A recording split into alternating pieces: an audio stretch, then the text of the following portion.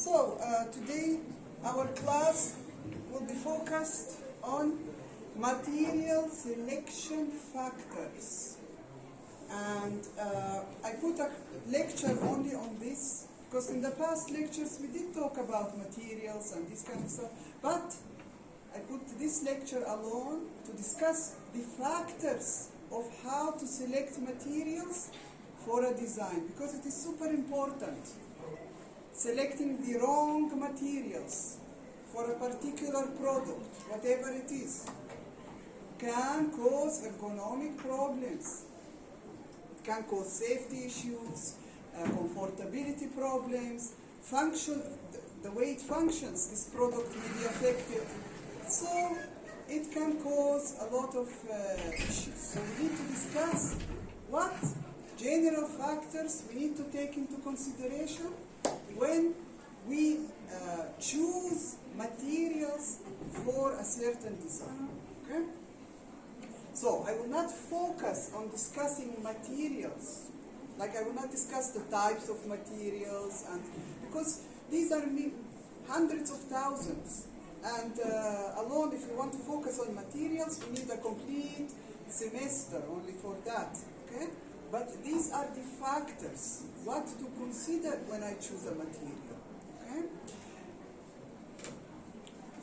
So, as I just mentioned, the materials that I select can affect the ergonomics of a product in major ways. So, if you choose the wrong material, for example, it can also make the design difficult to use. The material is something very crucial in any kind of design. It may be not comfortable. It may even change the way I see it. Like something that is valuable, just by the wrong material, suddenly I might see it as not valuable. Or opposite way. So it is very important. The same way the shape is important of a design. What is the shape? The materials are of equal importance. Okay? Here, just a few examples. Different type of products. Now, when we talk about products, it's not only products. It can be certain materials for interiors. It can be really, if you're a fashion designer, it could be materials for clothing. So everything is materials around us. Okay? If we choose the wrong material for the wrong product, for a specific purpose, but it's the wrong material, this can affect everything about this product. And of course, the human that will be using this product. So, for example, this is a beautiful ergonomic chair, aesthetically designed. This here a mouse, okay, but okay, the shape fits perfectly with the ergonomics of the human body part that it comes in contact with. But if the wrong material is chosen, this will destroy all the design, okay? So, we must be careful about this. Now, materials are the stuff of design. Every design that we look at is made out of materials. Okay, so we cannot ignore materials at all. Okay, the more we know, the better. Now, the ages in which man has lived has been named even according to materials. The main material that has been, let's say, discovered or used in that age, the age has been named according, like the Stone Age, Bronze Age, Iron Age, and so on. We, in our age, well, it started with the Silicon Age, because this created a lot of changes in technological development, this material. But the reality is today we have so many materials. We cannot name our age according to one material. We have hundreds of thousands of materials to choose from. So there are complete databases on the web. You can open, you can read about each type of material, what it does, what is its properties, everything about it. Hundreds of thousands, okay? So we have a lot of choices today to choose for designs, okay? Now, as I said, I will discuss today the factors that makes a designer choose the correct material. I will not focus on materials. However, I will quickly skip through the major categories of materials, because this can help you to, because we have so many materials, you need to at least know something about the categories. For example, we have the category of metals. Now metals, there are so many types. Each one performs differently than the others, have different physical properties. But if you know, okay, we have a category of materials, you can open and search within it. What kind of metals? What is the difference between them? Okay? So one major category is that of metals. So we also have, and this is very common, we can see a lot of metallic parts in designs used nowadays. We have also the plastics and polymers. This is basically the same thing. So plastics in general, this includes all the types. It can be hundreds and hundreds, as well as the rubbers. Some of them natural, some of them are man-made, some of them disintegrate, some of them don't, some of them are soft, some of them are hard plastics, some of them we can bend, some of them we can't. It goes on and on and on. So we have a big list from this category. Metals, plastics, we also have wood, many different types, okay? So these are common materials, as well as glass. We also have different types of glass, ceramics, okay? This is a major category of important materials. Concrete also. So each of these categories, inside of it you will find a lot of types, each material slightly different than the other for different purposes, chosen for different purposes. What else do we have? We have composites. When two materials are fused with each other to create, for example, to make this material, the new one, for example, stronger than initially those two. If you take this one alone or this one alone, it doesn't perform as well. But when it's together fused, it becomes a new material and with new function. So composites are very important material types in design. You should actually look into them. We have biomaterials. This is another category. A specific type of materials designed to be used inside the human body for medical purposes. For example, joint replacement. Something that is suitable for inside the body, which you may stay with it forever, for the rest of your life. Okay? So these are biomaterials. We have here optical, electronic materials. These are very specific types. Nanomaterials, these are also very important development. So materials developed at the nanoscale, so you don't see them. You need a microscope to actually see. So why is this significant? Because like you can build a complete machine, a working machine, that is so small that you cannot see it. Like you need a microscope to actually see. This is very important, okay, development in materials, the nanotechnology. Then we have also semiconductors, metamaterials. These are other specific types that are not often used in design, but the more common ones that I told you about, you should look into. There is also another category, smart or intelligent materials. This, as a designer, I advise you also to familiarize yourself with what they are, at least to know that they exist. So, intelligent material. Intelligent materials are what? Materials that sense and react to environmental conditions or stimuli. Like for example, I could have a certain material that when I touch it, it might be soft. But suddenly if I hit it with a force, it reacts. It almost reacts back, so it becomes hard all of a sudden. So this material that looks like a fluid or soft material, suddenly it changes the reaction depending on the environmental. This is very important. There are so many types of these, okay, so many types.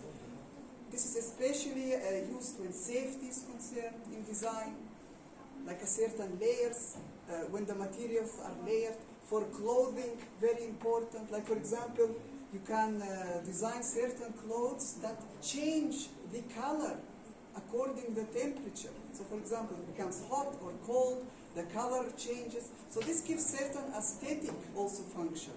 It's not only about the pure functionality, but also the aesthetics, the beauty of something. Okay?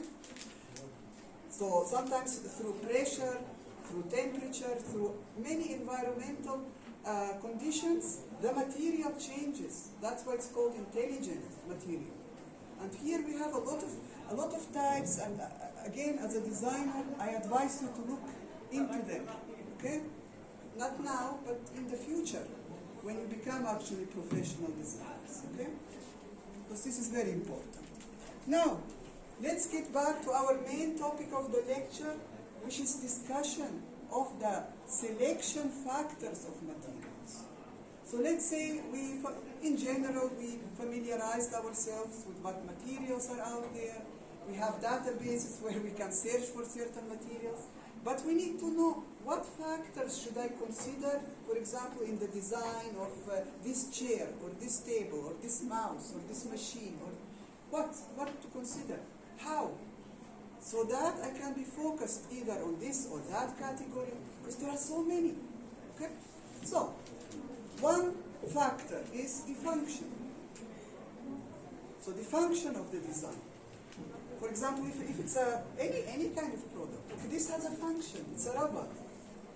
So you cannot choose here a material that, if you want to use the rubber, it cannot work. It has to work. This is a machine. Again, it functions in a specific way. Certain parts of it need certain materials. If you choose the wrong material, it will affect the function. Okay? So, you need to ask yourself, what am I designing? What is the function of this? Then you will be able to select which categories are maybe suitable. The shape. The shape of the design can affect what? The choice of materials. How the shape relates to the material? Well, because not every shape you can manufacture using the same techniques. So it's like materials and manufacturing methods. As a designer, you should familiarize yourself. Like the way I cut and, for example, form wood, it's very different than plastic. It's very different than metals. So the shape of the final product, what I'm thinking to design, influences what materials I can use. So if I have a specific shape, maybe this shape will guide me towards which materials can be used. Maybe some materials will be, to make the shape out of specific materials will be impossible. Or possible, but very difficult. Or very expensive to make. So, materials, manufacturing methods, these go also hand in hand. And the shape influences what materials are suitable for your design. So after you draw, you finish your design, everything is selected, now you have to think, what materials should I put? What is the best choice? The shape is one thing that you need to consider, the function another. What else? The safety. So if any material chosen can potentially cause safety problem, you need to revise and choose another material. Now this, again, depends on what is the product, how and where it's going to be used. Because one material could be safe if it's used indoors, but it could become not safe if it's used outdoors. So we cannot say this is safe material, this is not safe. It relates to what is the product, where I'm going to use it, where I'm going to use this product, okay, and how. So again, we are going back to the same questions, okay. So safety, very important. Economic background. Now, some materials are cheaper than others, some materials are very expensive, okay? So this also can influence you. Like for example, if I want to design a very cheap pen, I will not choose materials. Let's say I will not make this piece out of gold. Gold is a material, but it's very expensive. So if I want to make it cheap, the materials chosen have to be also cheap in a way. Okay? So, now, production quantities and methods. This can also affect the cost. It's like when I'm choosing a specific material, its initial cost is something, but this cost might become down. It might come down if I am manufacturing, if I'm planning this design to be manufactured in the thousands and millions. Like this pen, how many do we see of these? Like any country you go to, you will find the same designs, okay? So they are sold everywhere around the world. So even if I'm saying you use a specific material that looks expensive in the beginning, but you manufacture many of these, okay? The price, the final price for the customer will go down. So these things you also need to pay attention to in general to understand. Now, methods. Quantities, okay. If we produce more, the price go down. What about the methods? The methods also influence the price. So for example, plastic products, like a piece that is made out of plastic, the machines that make this piece possible are very expensive. Very, okay? And the mold in which the plastic material as a fluid goes in and then cools down and then it becomes what we see, the final shape, this is very expensive to make. But if we look around us, most plastic products are very cheap. Why is that? Well, because they are produced in high quantities, okay? So this puts the price down. So some manufacturing methods can be expensive, but if the quantity is high, this can put the price down. Now you as a designer, you cannot separate yourself from the market. Anything you design will be sold to the human. Yes, it has to fit the human body in all ways, but also the price has to be suitable, because me as a human, I will go and buy this product. I will pay money for it. So if it doesn't suit me as a price, I will not buy it. Even if ergonomically it's well designed, even if it's excellent in all ways, if it, for example, it's too expensive for me, I will not buy it. Okay? So these things are important to consider when you choose a specific material. The aesthetics, the appearance, that's very important for a designer. If you choose one specific material rather than another, it could affect the way the product looks. And the way the product looks, very important. Again, why is it important? Not only for ergonomic reasons, to make it safe and comfortable and this and that, no. It's also for the attracting of the customer. All these people that you're designing for will buy these products with their money. So if they see something, oh, that's beautiful, let me check it, I want to, you start touching it, maybe you want to buy it, just by the shape of it, by the beauty of it. And the material play a big role in how beautiful something looks. Now, another thing to pay attention to here, you can use the same material. Like let's say this is a type of plastic, and this is the same type of plastic. But the finishing is different. So this plastic and this plastic, I can put on top of it, meaning the finishing of it, I can put different colors. Or I can print different things. So the finishing sometimes, so the base material is sometimes the same. But you see this product looks different than this just because of the finishing. The color on top, the texture sometimes, the way it feels, is it smooth, is it shiny, is it rough to the touch, what prints it has on top, all of these things can affect you. It's like this shirt, for example, maybe the same material used for 10 shirts, but the colors are different, what is printed on them is different, so this can attract different type of people. But the base material is the same, for example, cotton. Or some kind of acrylic material. So the finishing of any design, it's very important. So the material, the essential material chosen, plus what finishings you choose for it. This can affect the beauty of the product. And finally, when it reaches the customer, will the customer like it or not? Okay? So, marketing. Now, designers must find out about customer expectations.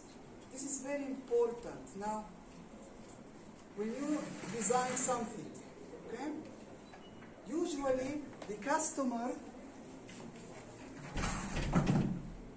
expects to see a certain type of material. It's like if I see a lot of products in the market, the same function, this is the same like this, just different designs. I expect, for example, to see, okay, here I expect to see maybe plastic, here metal, here this, here that.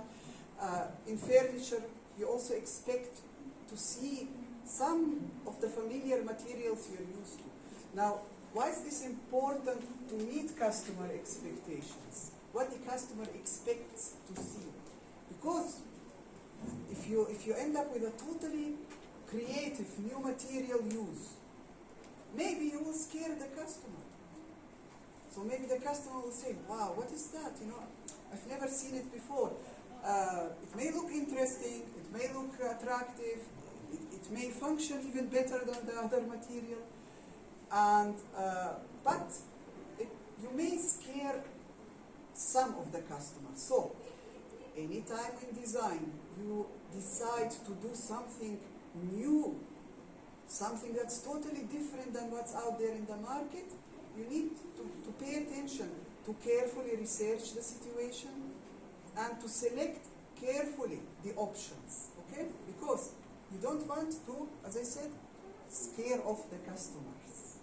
Most people like to imitate. Okay, my neighbor bought a furniture piece that's, okay, made out of this material, have a specific shape. I will go and find the same one. Most people function in this way, unfortunately. So if you see something new, this type of person, with this type of personality, they might be afraid to buy it. So, now, in design, you have to be creative. If I say this, meeting customer expectation, this does not mean sticking to the same stuff that we see every day and not developing, not moving forward. We have to move forward, we have to apply creativity. But don't go crazy with it. And anytime you do something creative, make sure you do your research carefully before doing that step, not to fail. Okay? So this is something very important in design. Some students believe every time we design we have to create something new, something nobody has seen before, when in fact, most of the time, you should develop what is available with small changes, gradually, not radical new design. Radical new design happens rarely and should happen rarely. And there is a lot of research happening before this new design can be put in the market. So, you as designers are very closely connected to market.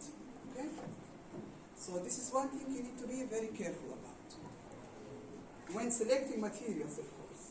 Other things, corrosion resistance, these are more specific things. Like, okay, we already know that we have to always ask ourselves, this product, in what kind of environment will be used? If it's used in an environment with a lot of moisture, water, this kind of stuff, if you have to keep washing it, for example, it's a kitchen product, then any metallic part you use needs to be carefully selected so that it doesn't corrode after 2-3 washings, okay? But there is sometimes in design, just because I remembered it here, sometimes some designers design specifically for a product to fail. It's like, I'm designing this product, I know that this metal type can create corrosion, but I will still put it. Why do they do that? Because you see a lot of products like that. Like you use them for a month, then you have to throw them away because of the bad material. So, did the designer make a mistake here? No. It is a planned thing, usually. It is a planned thing. Why planned? It's designed for fail. Like it's designed to last maximum, for example, a few months or a year. Then you need to go and buy a second one. Why? Because if they design every product to last 10, 20 years without breaking or getting damaged, nobody will buy new ones. And if nobody buys new products, then the company that produces these products will kind of fail. The profit will go down. You see, some companies want you to keep buying. If they design the product so good that it will never fail, you will never go and buy a second one, most of you. But if it keeps failing, breaking, the material bad, corroding, you will go and buy a new one, and who will profit from this? The companies. You're paying money to the companies. Okay? So this thing you have to also keep in mind. So when you analyze a product for your assignment and you see a bad material, don't immediately jump to the conclusion, oh, okay, the designer made a mistake here. You don't know anything about materials. Because maybe it is a planned move. Maybe it's planned. So you have to research a little more deeply. The weight. The weight of the material can be important in many ways. So some materials are more heavy, some are lighter. Now, depends again, what product is it used? Is it a small product, a large product, then it becomes even heavier. Now, here, what's important about this? The weight. Okay, the weight, one thing, can be connected to the function. It's like, if I, for example, design a knife, I have to use the part that's cutting out of a metal. The metal is always heavier than the plastic. But I'm forced to use a heavier material because of the function. Now, another time, some designers use specific materials to make a product look heavier for a specific reason. It's like a mobile. You touch it, sometimes it appears heavier than another mobile. And this creates in your mind, usually, something specific. It makes the customer think that this product, somehow the technology, the materials used are heavier, so it must be of a higher quality. It's like when it's heavy, especially these kind of electronic devices, some people connect this with higher quality. But when you touch something electronic and it's very light, you think unconsciously that it will break fast, whatever is inside is not of good quality, and so on. So, this is about perception. So, it's not only about choosing a material to function properly, to look beautiful, to do this and that. No, it's about also how the human perceives or believes something to be. So, this thing also needs to be taken into consideration depending on what is it that you're designing. Sometimes it must be light. That's the good thing. That's the correct thing. Sometimes the heavier is better. Even if it doesn't serve any function. This mobile and this mobile, for example, the same quality, the same everything. Just the weight is different. And this can make a difference. Shock forces. This also relates to the environment. So you need to know this product, where is it going to be used, and how, by the human, by the user. So could it be that wherever it's going to be used, that it can fall on the ground often, especially mobiles, this can often happen, because you use it outside, you put it in pockets, anytime someone rings, you pick it up on the street. And so different environments, this makes it possible to slip from your hand very easily. So shock forces, depending on the product, sometimes you need to consider them. Now if it's a big machine that stays in your home, like the washing machine, the shock forces, it will not be as often as a mobile. Okay? So you don't pick up the machine and transport it all of the time. So these things need to be taken into consideration. Temperature, Sometimes some materials get affected by very high, hot temperatures, sometimes by very cold temperatures. Again, this is an environmental thing. Okay? So what temperature could this product that I'm designing potentially be affected by? So this again, is it for interior, is it for the exterior that you're designing? Exterior especially. You have very hot and very cold conditions that can directly come to the material. Like the cars, for example, the body of the car. It's under the sun, under the rain, under the cold. Okay, it's outside. So the material has to be suitable. If it's a product that you touch with the hand often, so if it's a conductor of heat, maybe you need to use protection or to choose another material not to get burnt. Okay? So it really depends on what product are we designing. Noise and vibration. Again, what product are we designing? If we have a machine that creates a lot of vibration or is very noisy, then we have to find materials to place inside or outside that will dampen this vibration or noise, because as we know, that's not something good. When we explained about noise, too much noise, not affecting the person, not in a good way. Vibration also. So the more we can reduce these, the better for the human. Okay? Vandalism needs to be considered, especially when the designed product is going to be used for by a lot of people and it's made for exterior.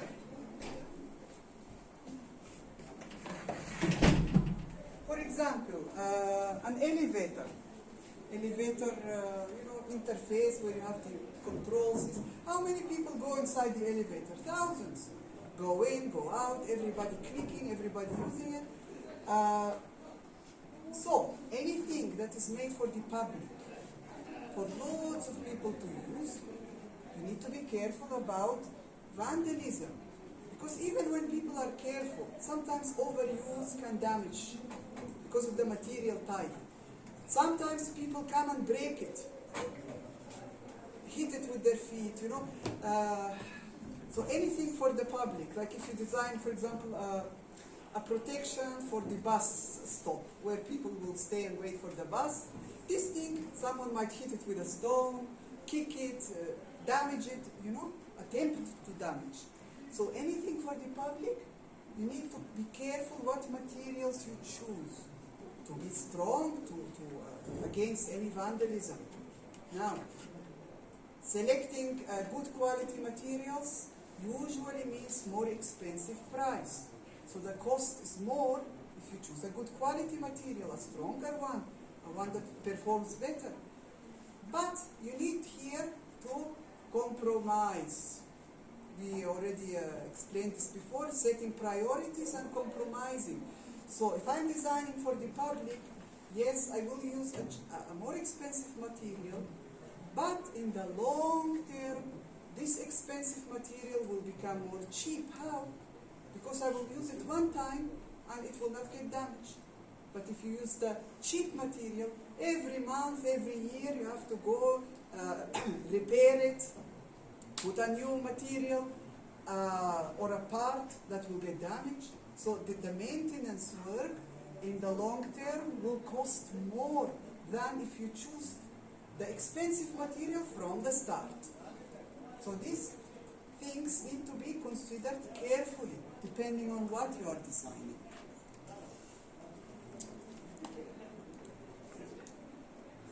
Fire resistance. Again, it depends what you are designing now. If you're designing furniture for the home, now wouldn't you want the furniture to be safe against a fire? Or any small child playing with something with a fire suddenly fall on the couch and in 1 minute the whole house explodes in a fire. Because it can happen. Some materials, if they just touch the fire, in 1 minute they're all consumed by fire. So this is safety-wise very bad. Okay. But if you choose, not to mention the poisonous fumes, like what comes out, what you smell, this can kill you also. Okay, but now if you choose higher quality materials, this will make it more expensive. So designers usually design for different customer groups. Like the customers that want very, very, very cheap stuff. Also the quality of the materials could be bad. Customers who want to pay more, they can choose better quality materials, and so on. So it's not in the market just one thing. You have options depending on your needs, okay? But this is something to consider. If you are the designer of something, what happens in case of a fire of this material? Will it cause danger or not? Can I improve on it? Can I choose another safer material or not? Okay? The same with solvents and dirt. Now, again, this is related to the environment. Like this product, what could possibly come in contact with it? Like, let's say a table at home. You have a table in the kitchen and suddenly you spill on it by accident some flash or any of these kind of corrosive materials. Will it affect it? Will it damage it? Or some people don't understand when they clean at home. They clean with very heavy materials, chemically heavy, and will that damage or not the product? But the same thing with every product. You have to ask yourself, what kind of materials, solvents, even dirt can come in contact with this material? And what will be the result? Will it mean the product will be damaged and you have to throw it away? Or can it resist the solvents and dirt? So again, what environment will this product be used in? You know, this has relationship to the choice. Animals, natural materials. Now, it's not only about wood. There could be some plastics that can disintegrate, and they are designed for environmentally friendly conditions. So that, for example, if I throw this plastic bag away, after some time alone, it will disintegrate into the ground. Some plastic bags, if I choose another material, even hundreds of years will not dissolve them. So they are an environmental catastrophe, you know. So now, but when you choose natural materials, you need to take into consideration animal infestations. So that relates to the environment. Like, for example, if you choose for the kitchen natural materials, natural wood, without any protective layers, just the natural, material as it is. Maybe it's very beautiful, but after some time, because of the dampness, the water, the solvents that come in contact with the wood, or even the oil, everything, all of these things, in the end, you will find small animals, bugs crawling on it, damaging it, mold, this green mold start to appear. So it's not a beautiful thing to see. So, this product, where is it going to be put? If I put it out on the street, definitely it will be attacked by bugs, okay? So, you need to ask yourself, always, everything is connected in design. Here we are focusing on materials, but you cannot ignore the environment, okay? Weathering, that's again related to the environment. If I, for example, design a poster, that should be put outside, not indoors, outside, you have to consider that when the sun rays come on this poster, the ink, that's a material also. And the material from which the poster is made, after a while, will start becoming lighter and lighter and lighter. So what material should I use for outdoors? To make it last, if I want it to last, of course. But if I don't want something to last, pay attention. In a design, you must specify this. It's like this product, I'm designing it to function well from now till 10, 20 years. Or I'm designing it for failure after 1 year. or 1 month. You know some shoes, when you buy them, they're so bad quality. Every month, every 2 months, they keep breaking because of the material choices. But in this way, they make you buy more. So be careful. So, availability. Now, anything you design, you need to ask yourself, okay, I choose this and this and this material. Are they available in my country? If not available, if I want to bring them from outside, from another country, what will be the shipping costs? You cannot just choose any material and then you find out, okay, but it's not available locally. I have to ship it, and then they will put you huge taxes on it. You have to pay double, 3 times, 4 times the original price, and you'll be shocked. Okay? So, find out before you choose materials what is available locally, and if I want a specific material that is imported, what will be the cost to bring it here? Okay? And is it worthwhile? If not worthwhile, don't use it. If it becomes too expensive. Okay? Also, the time will be affected, the work will be affected. So if you're a design company and I'm waiting for my material to arrive, and it's not arriving, it's taking a long time, the customers are waiting, and my material not arriving, so what will happen? Something not good for the company. Okay? The company will start losing customers. Another thing, environmental impact. So the material choices that I make for my designs, what impact will they have on the environment? We need to ask ourselves these things, especially nowadays when we have a lot of pollution.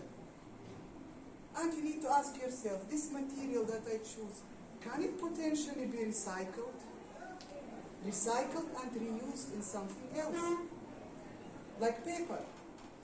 We have paper that is recycled and reused, for example. Okay?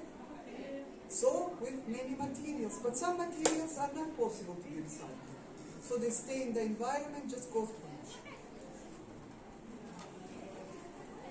Now, there is also like special properties for unique applications, because every product or every design you make, sometimes they have some unique needs. So, this you have to take into consideration. So, some materials are used for customized, specific type of needs, okay? And this should be selected according to needs. We have also industry standards, like, this is important. It's like there are standards with what colors can you use, for example, for certain controls. You cannot just put any color you want. The same thing we have with materials. So there are industry standards. So if I want to make a certain component, this material works, this material works, this material works, all of them work perfectly. The price is suitable, availability, everything suitable. However, the industry standard tells me that this is the choice I have to use. I cannot suddenly change. If there are industry standards, I have to follow that. Okay? For some specific type of components. Okay? Not for everything we have these standards. Government regulations. Sometimes the government puts certain rules. You're allowed to use this, but not this. So you cannot go against the rules also. So these things also need to be considered. There is also, like, for the industry standards, there is, depending on what industry you work in, like the graphic design industry, interior design, product design, this is an industry. Okay? Sometimes they have certain like regulations inside. Like we have these choices of materials, and if you want to include a new material, it's a little difficult, the process. So like for the graphic design industry, you have certain specific type of papers, different qualities, different thicknesses, different finishings, different this and that, but they are limited. Now I want to use a totally new type. Maybe it's possible, but the procedure you need to consider might be lengthy and maybe expensive at some time. Okay? Now, your assignment. Find 3 different products. Explain the material or materials used for the entire product. Okay? Most products are made out of more than one material. It's up to you to find 3 different products and to explain the materials used. Now, here you need to search a little bit. So if you see a product with a specific metal type, so you need to make some research to find out, okay, if it says stainless steel, that's a metal. If it says iron, that's a metal. If it says this and that, stainless steel, even there is many types. Some of them are absolutely impossible to corrode. Some of them are half-half. Some of them are more easy to corrode. But it's not as affected by corrosion like iron, for example. So try to search a little bit of the material type. Don't just put me, plastic, metal. Okay, what type? Search a little bit more about it, about its properties. Because you have to decide, did this designer make a correct choice? So, for this type of plastic and this type of product with a specific function, let's say, is this a correct choice or not? How to decide if I don't know what type is it or I don't know its properties? So you need to do a little bit of search here.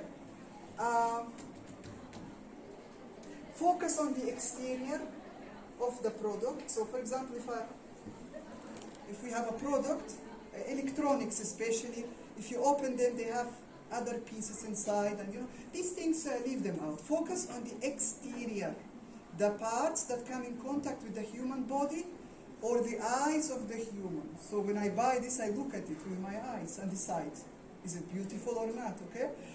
Regarding the materials. Or if I touch it, does this feel good or not, okay? And then, does it function? And all of these factors that we talked about. So focus on the exterior, not the interior. Explain how the materials chosen affect the ergonomics of the product. So everything about the ergonomics that you know, that we took in the previous lectures, you need to ask yourself, does it fit or not? For example, is it safe or not? Is it comfortable or not? Everything you need to explain. Now, anywhere you say there is a problem with a certain material, you need to explain in depth why, what is the problem, what could be the problem. Is it because the designer is stupid or for other reasons? That also needs to be explained, attempted to be explained. If there is no problem, if you say this is a correct material, on what ground, why is it correct, how, and why, according to the things that we discussed, okay? So you need to follow through all the points to do this correctly. That's it.